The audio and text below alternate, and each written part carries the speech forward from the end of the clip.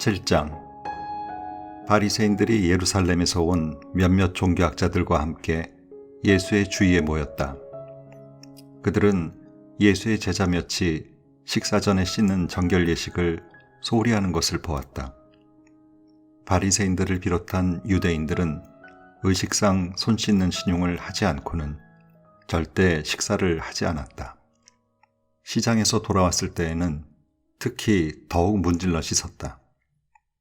컵과 냄비와 접시를 닦는 것은 말할 것도 없었다. 바리새인과 종교학자들이 물었다. 어째서 당신의 제자들은 규정을 우습게 알고 손도 씻지 않고 식탁에 앉는 겁니까? 예수께서 대답하셨다. 너희 같은 사기꾼들에 대해 이사야가 전곡을 찔러서 말했다. 이 백성이 입바른 말을 거창하게 떠벌리지만 그들의 마음은 딴 데 있다. 겉으로는 나를 경배하는 듯해도 진심은 그렇지 않다. 무엇이든 자기네 구미에 맞는 가르침을 위해 내 이름을 팔고 있을 뿐이다. 하나님의 계명은 버린 채 최신 유행을 쫓기에 바쁘다.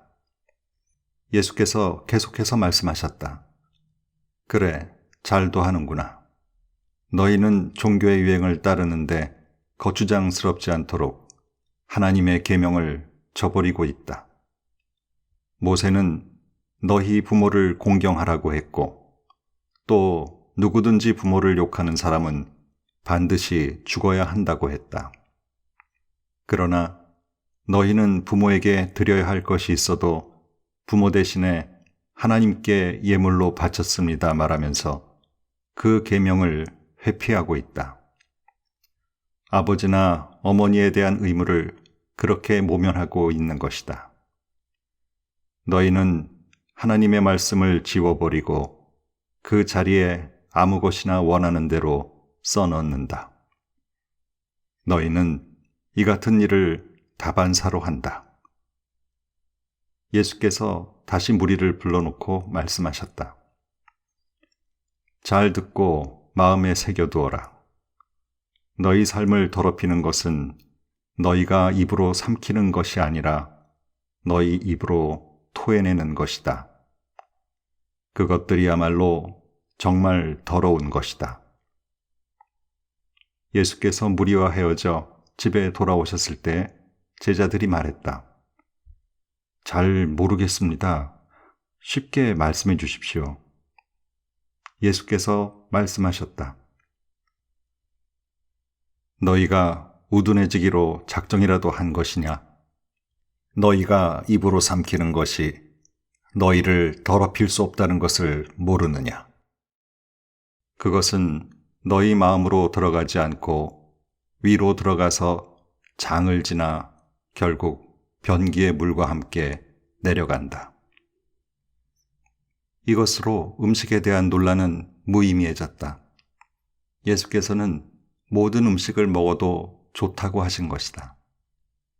예수께서 계속 말씀하셨다. 사람 속에서 나오는 것이 사람을 더럽히는 법이다.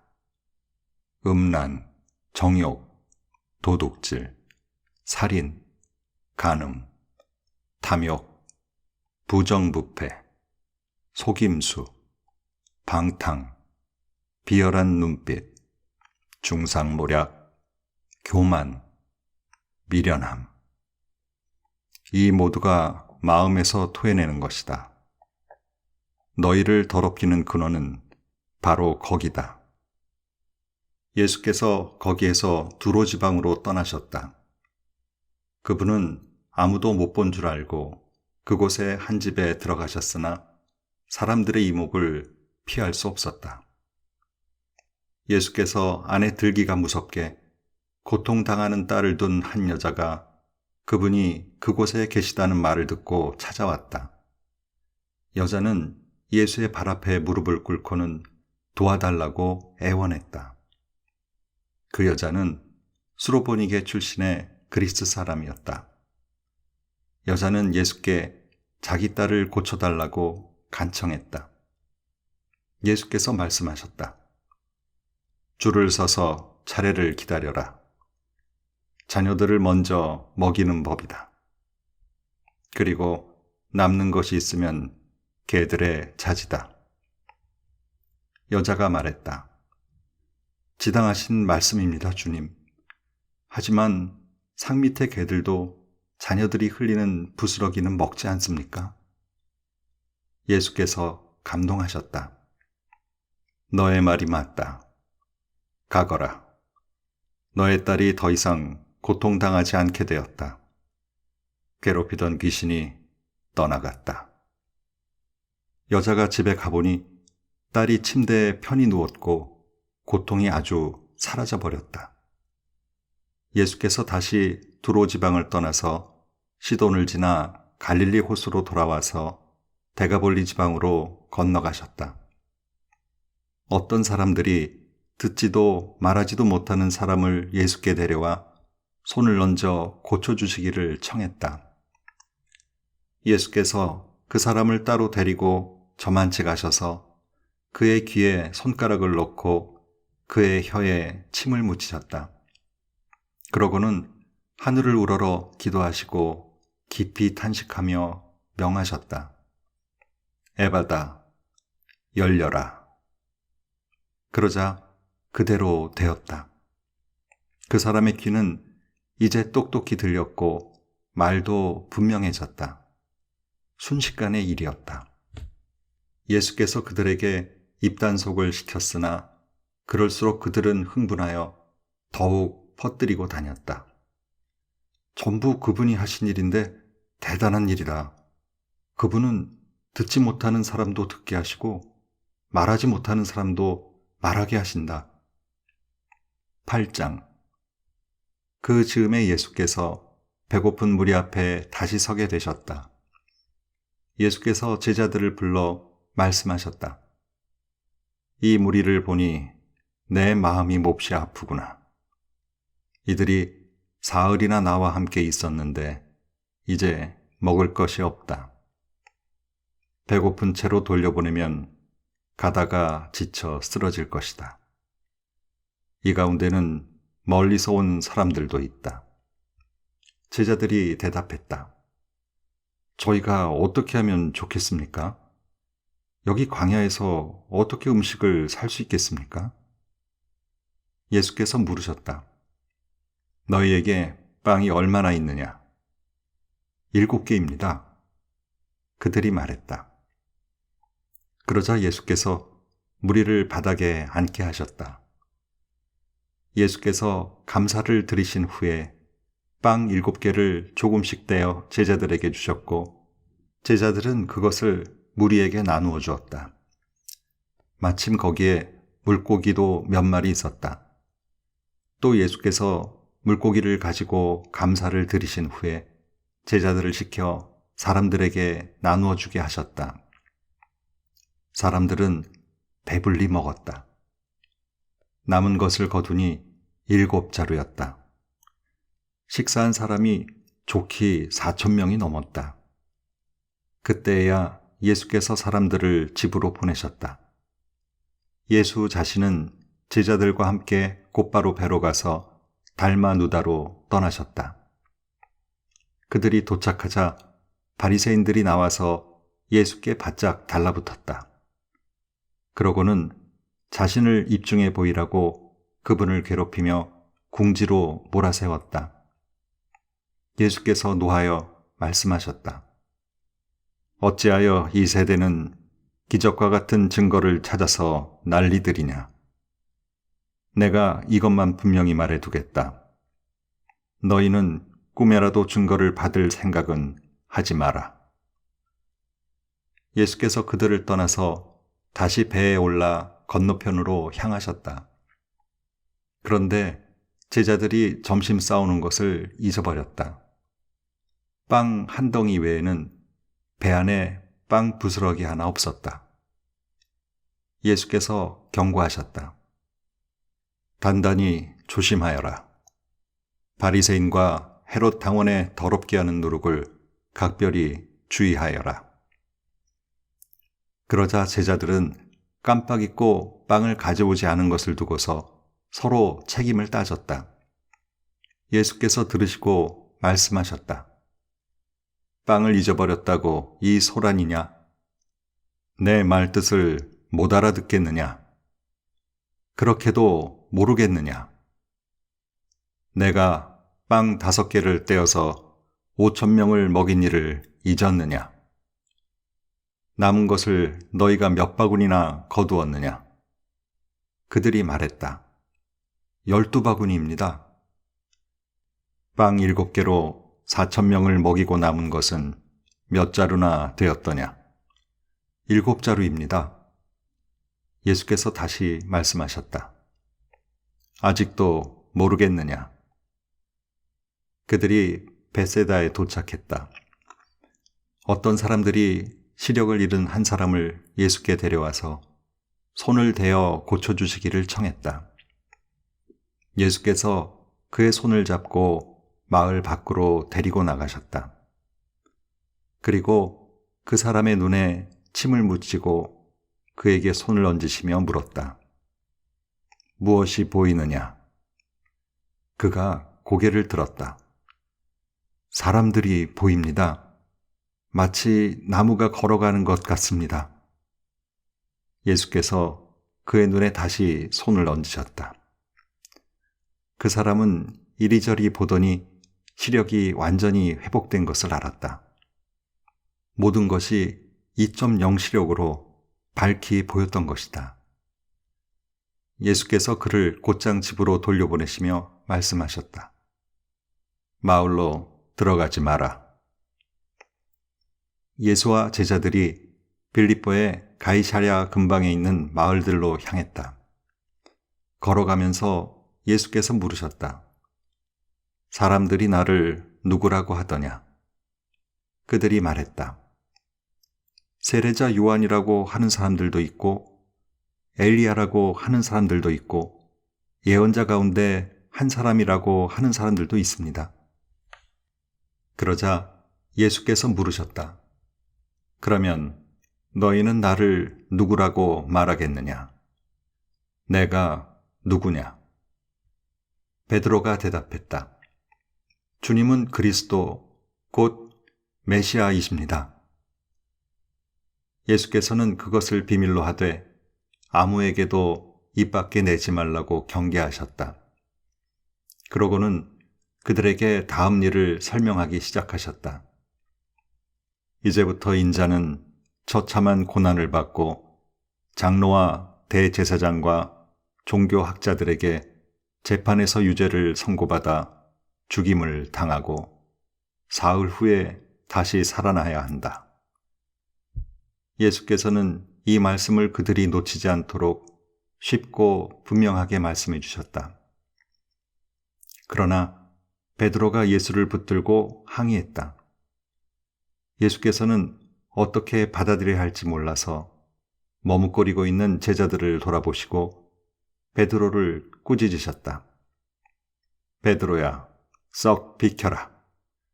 사탄아, 물러가라. 너는 하나님이 어떻게 일하시는지 조금도 모른다. 예수께서 제자들과 함께 무리를 옆에 불러놓고 말씀하셨다. 누구든지 나와 함께 가려면 내가 가는 길을 따라야 한다. 결정은 내가 한다. 너희가 하는 것이 아니다. 고난을 피해 달아나지 말고 오히려 고난을 끌어안아라. 나를 따라오너라. 그러면 내가 방법을 일러주겠다. 자기 스스로 세우려는 노력에는 아무 희망이 없다.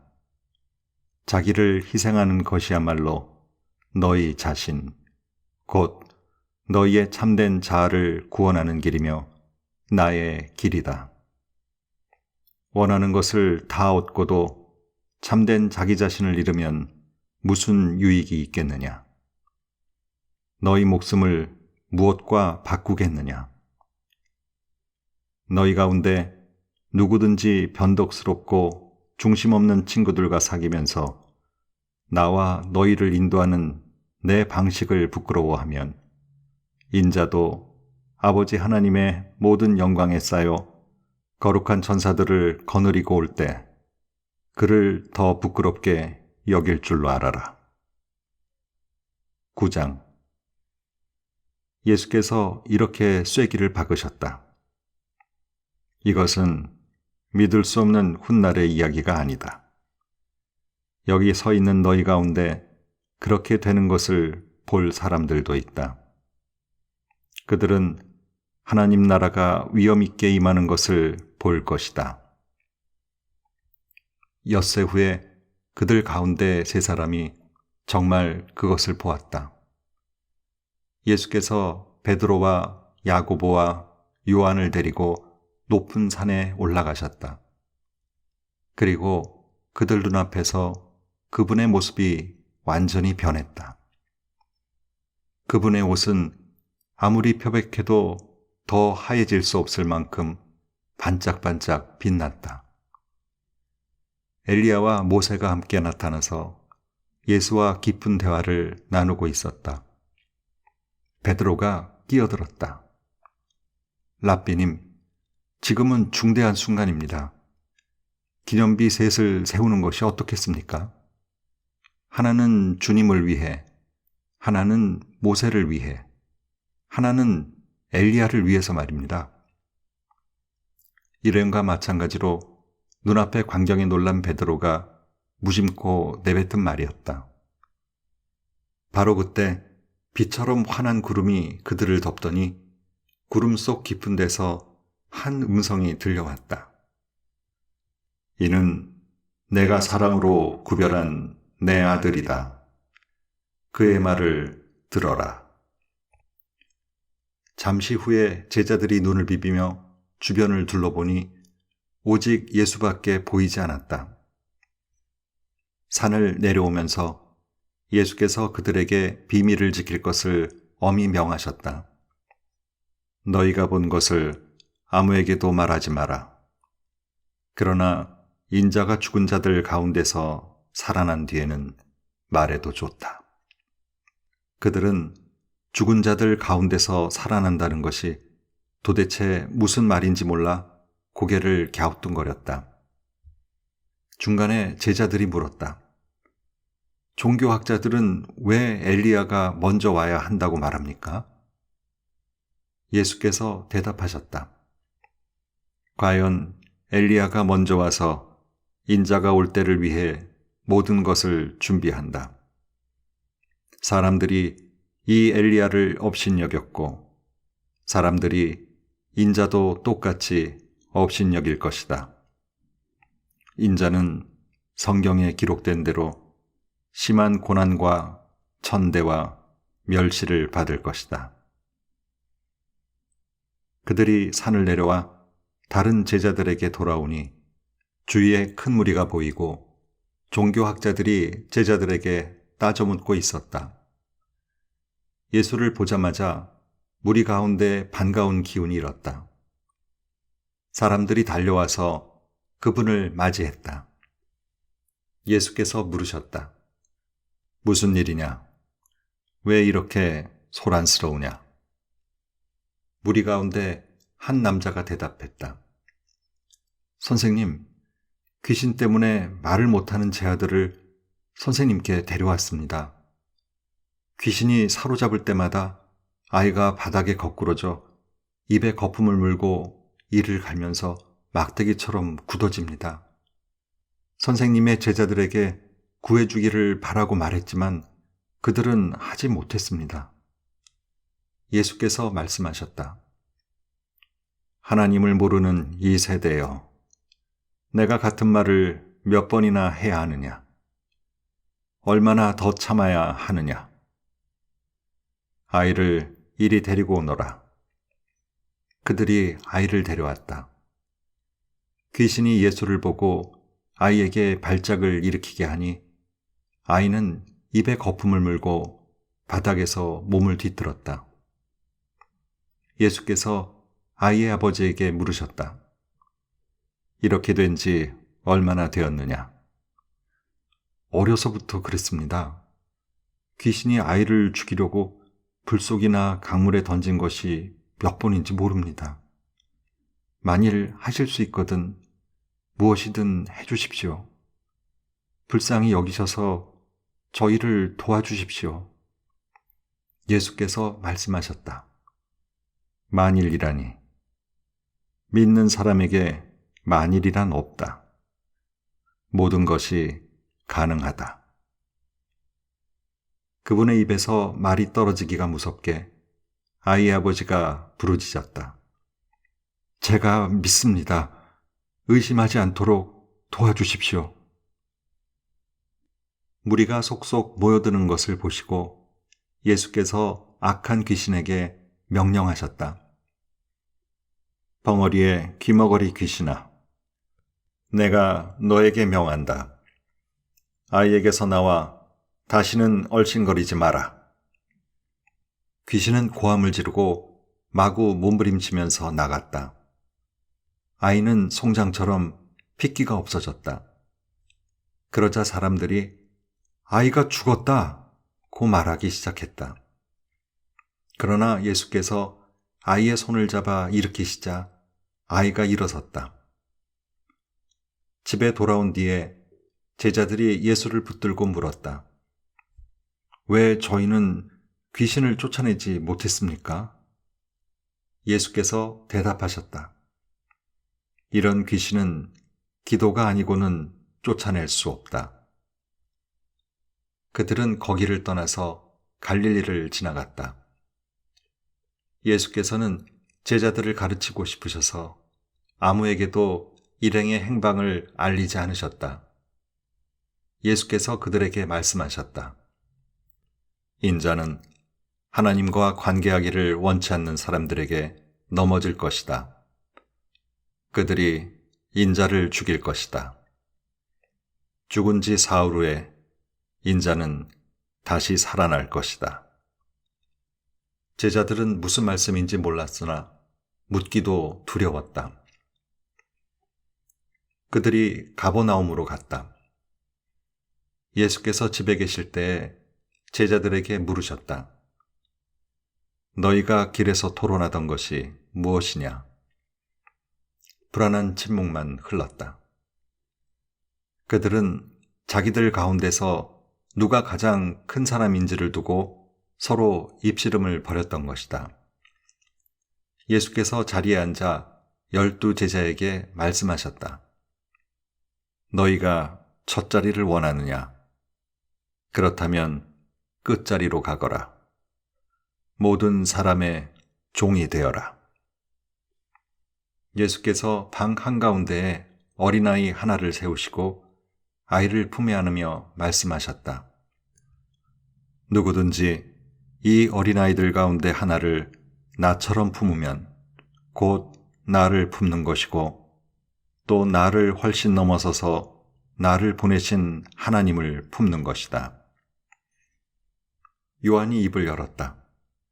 선생님, 어떤 사람이 주님 이름으로 귀신을 쫓아내는 것을 보고 우리가 막았습니다. 그가 우리에게 속한 사람이 아니어서 그렇게 했습니다. 예수께서 기뻐하지 않으셨다. 그를 막지 마라. 내 이름으로 선하고 능력 있는 일을 하고서 바로 나를 깎아내릴 사람은 없다. 그가 적이 아니라면 곧 우리 편이다. 누구든지 내 이름으로 너희에게 물 한 잔만 주어도 그는 우리 편이다. 하나님이 반드시 알아주실 것이다. 그러나 너희가 어린아이처럼 순진하게 믿는 이들 중에 하나를 괴롭히고 못살게 굴거나 그들의 믿음을 이용하면 너희는 곧 후회하게 될 것이다.